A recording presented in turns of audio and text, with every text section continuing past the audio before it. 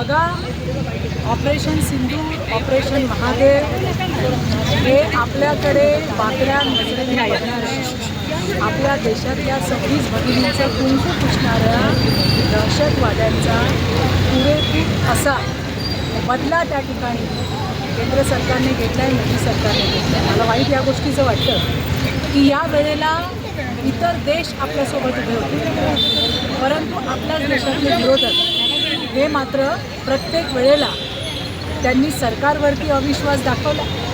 तो त्यांचं कामच आहे म्हणा, परंतु त्यांनी देशाच्या सैनिकांवरती जो त्या पद्धतीने अविश्वास दाखवला हे अत्यंत निंदाजनक आहे, संतापजनक आहे।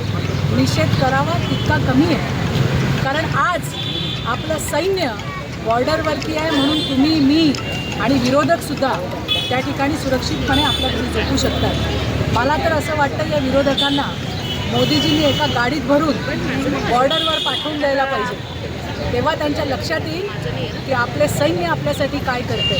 सैन्याबद्दलचा अपमान हा कदापि खपवून घेतला जाणार नाही। कालच काँग्रेसची खासदार प्रणिती शिंदे यांनी ज्या पद्धतीने याला तमाशा म्हटलं, अक्कल ठिकाणावर आहे का असं विचारण्याची वेळ आज त्या ठिकाणी आली आहे। विरोधाला विरोध करणं अतिशय चुकीचं आहे। आज ज्या पद्धतीने मोदीजींचा नया भारत जर आमच्याकडे वाकड्या नजरेने बघाल तर आम्ही घुसू पण आणि मारू पण हे दाखवून दिलेले मोदीजींचं सरकार आहे आणि मोदीजी आहे। आपल्या सैन्याबद्दल या भारतातल्या प्रत्येकाला अपार असा अभिमान आहे आणि त्यांच्या पद्धतीने त्यांच्याबद्दल जर अविश्वास दाखवला गेला तर तो कदापि सहन केला जाणार नाही।